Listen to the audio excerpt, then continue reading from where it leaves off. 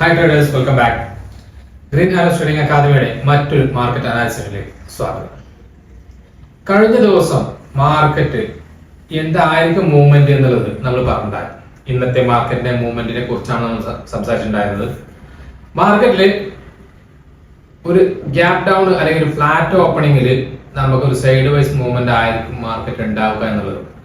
നിഫ്റ്റിയുടെ കേസിലാണെങ്കിൽ all time high break ചെയ്ത് കഴിഞ്ഞാൽ മാത്രമേ നമുക്കൊരു മൂവ്മെന്റ് ഉണ്ടാവുക എന്നുള്ളത് നമ്മൾ എന്ത് ചെയ്യുന്നുണ്ടായിരുന്നു.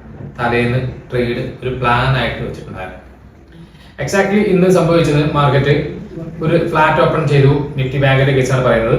ഫ്ലാറ്റ് ഓപ്പൺ ചെയ്തു, അതിന്റെ സപ്പോർട്ട് സോണിലേക്ക് വന്ന് ഒരു ഹയർ ലോസ് ക്രിയേറ്റ് ചെയ്ത സമയത്ത് നമ്മളൊരു ചെറിയ ട്രേഡ് പ്ലാൻ ചെയ്തിട്ടുണ്ടായിരുന്നു. 51 130 അല്ലെങ്കിൽ 250 ആ റേഞ്ചിലൊക്കെ ആയിരുന്നു നമ്മൾ ട്രേഡ് പ്ലാൻ ചെയ്തിട്ടുണ്ടായിരുന്നു. 51 260 130 140 പോയിന്റ് വരെ നമ്മൾ ക്യാച്ച് ചെയ്തിട്ടുണ്ടായിരുന്നു. പ്രീമിയത്തിൽ ഒരു 80 പോയിന്റ് 80 രൂപ 51 100 കോൾ ഓപ്ഷൻ ആണ് നമ്മൾ മേടിച്ചിട്ടുണ്ടായിരുന്ന സമയത്ത്. പ്രീമിയത്തിൽ 100x എന്ന് പറയാൻ പറ്റുന്ന രീതിയിൽ പ്രീമിയം 80 നിന്ന് 160 വരേക്കും പോയിട്ടുണ്ടായിരുന്നു.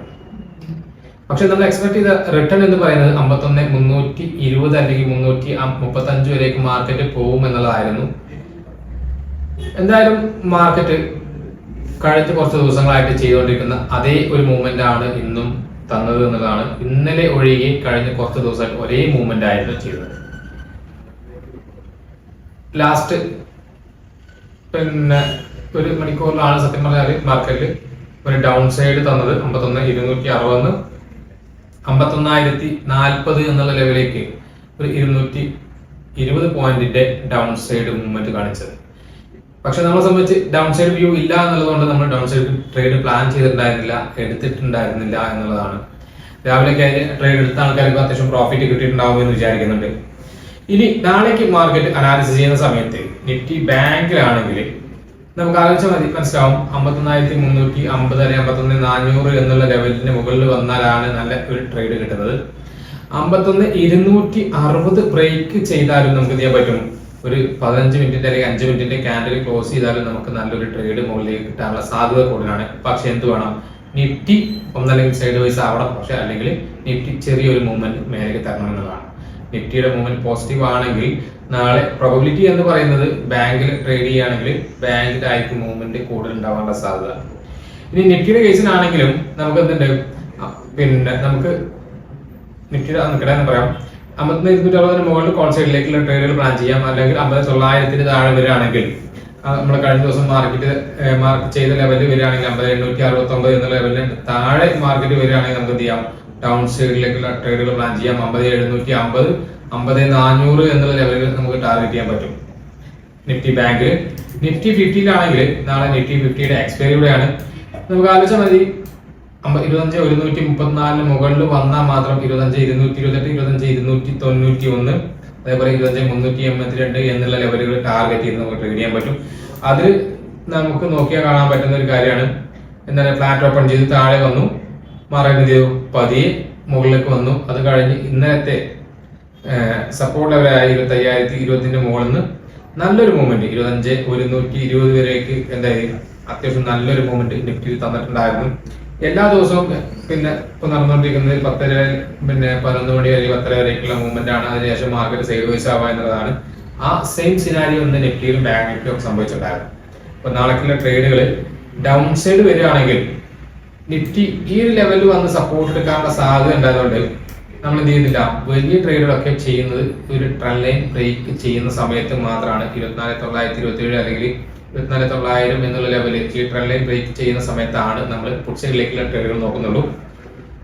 ചെറിയ ഗ്യാപ്പ് അപ്പ് ആണെങ്കിലും അതല്ല 25,134 മുകളിലാണ് മാർക്കറ്റ് ഓപ്പൺ ചെയ്യുന്നത് എന്നുണ്ടെങ്കിലും നമ്മൾ കൂടുതൽ ട്രേഡ് പ്ലാൻ ചെയ്ത് കോൾ സൈഡിലേക്കാണ്. നിഫ്റ്റിയിൽ ഓൾ ടൈം ഹൈ ആണ് 25,080 എന്നുള്ള ലെവല് ഇന്ന് ബ്രേക്ക് ചെയ്തതിന് മുമ്പത്തെ ഓൾ ടൈം ഹൈ ആയിരുന്നു 25,080 എന്നുള്ളത്. അതാണ് ഇന്ന് ബ്രേക്ക് ചെയ്തത് 25,134 എന്നുള്ള ലെവലാണ്. നാളെ ഫ്ലാറ്റ് ഓപ്പണിംഗ് ആണെങ്കിൽ പ്രോബബിലിറ്റി സൈഡ് വൈസ് തന്നെയാണ്. ഗ്യാപ്പ് അപ്പോ അല്ലെങ്കിൽ 25,116 അല്ലെങ്കിൽ 25,160 ഈ ലെവലുകളൊക്കെ ഓപ്പൺ ചെയ്യുകയാണെങ്കിൽ മാർക്കറ്റ് ഒരു കോൾ സൈഡിലേക്ക് പോകാനുള്ള സാധ്യത കൂടുതലാണ്. ഇനി വലിയ ഒരു ഗ്യാപ്പ് അപ്പ് ആണെങ്കിൽ 25,291 അല്ലെങ്കിൽ 320 എന്നുള്ള ലെവലുകളാണ് മാർക്കറ്റ് ഓപ്പൺ ചെയ്യുന്നതെന്നുണ്ടെങ്കിൽ നെഗറ്റീവായിട്ട് ഫസ്റ്റ് വരാനുള്ള സാധ്യത കൂടുതലാണ്. അതിനുശേഷം മാത്രമായിരിക്കും നിലവാ നിഫ്റ്റി ഒരു ട്രെൻഡിങ് മാർക്കറ്റ് തരാനുള്ള സാധ്യത ഉണ്ടാവുള്ളൂ. ഇപ്പോൾ ഡൗൺ സൈഡ് ആണെങ്കിൽ 29,956 അല്ലെങ്കിൽ 920 എന്നുള്ള ലെവൽ താഴെയും, കോൾ സൈഡ് ആണെങ്കിൽ 25,134 മുകളിലാണ് നമ്മൾ ട്രേഡ് പ്ലാൻ ചെയ്യുന്നത്. അതിനിടയിൽ നമ്മൾ ട്രേഡുകൾ ചെയ്യുന്നില്ല എന്നുള്ളതാണ്. കോൾ സൈഡിലേക്ക് നിഫ്റ്റിയേക്കാൾ കൂടുതൽ ഇമ്പോർട്ടൻസ് കൊടുക്കുന്നത് നിഫ്റ്റി ബാങ്കിലാണ്. അതേപോലെ ഡൗൺ സൈഡ് ആണെങ്കിൽ നമ്മൾ നിഫ്റ്റിയിലാണ് ഏറ്റവും കൂടുതൽ ഇമ്പോർട്ടൻസ് കൊടുക്കുന്നത്. അപ്പോൾ പുഷ് സൈഡിലേക്ക് നിഫ്റ്റിയിലും കോൾ സൈഡിലേക്ക് നിഫ്റ്റി ബാങ്കിലുമാണ് നാളത്തെ ട്രേഡുകൾ നമ്മൾ പ്ലാൻ ചെയ്യുന്നത്. ഇന്ന് സെൻസെക്സും മിഡ് ക്യാപ്പ് മാത്രമാണ് ചെറുതായിട്ടെങ്കിലും നിഫ്റ്റി ഒഴികെ ക്ലോസ് ചെയ്തിട്ടുള്ളത്. പിന്നെ നിഫ്റ്റി ബാങ്കും ഒരു 0.24%, 0.25% ഡൗൺ സൈഡ് ആണ് വന്നിട്ടുള്ളത് എന്നുള്ളതാണ്. അപ്പോൾ നാളേക്ക് ഇതാണ് നമ്മുടെ മാർക്കറ്റ് അനാലിസിസ്.